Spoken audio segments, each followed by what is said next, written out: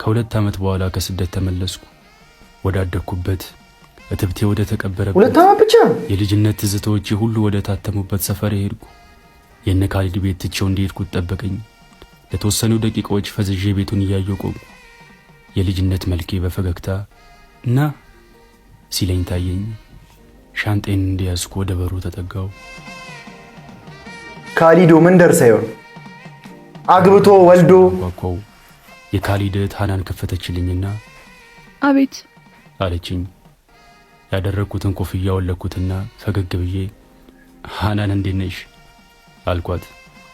ትንሽ አየችኝና በድንጋጤ እዮብ አውዝ ቢላሂ በህይወት አለክ እንዴ?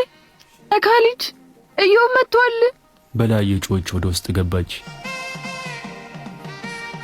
ሁለት ዓመት ምን ሆነህ ነው? ካሊድ ምንድነው እያለ ከቤት እየተዋከበ ወጣ። በደነገጠ አይን አየኝ። በናፈቀ አይን አየሁት። ወደኔ በዝግታ ተጠጋ።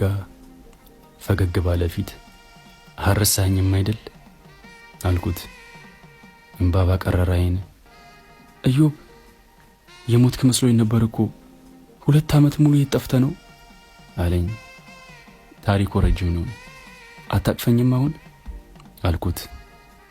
ጭምቅ አድርጎ ሪዩኒየን ምንድነው ይባለው? በእግዚአብሔር ሪዩኒየን ትላለህ።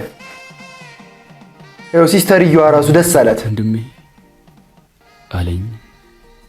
ተያይዘን ወደ ቤት ገባን። አይ ጓደኛ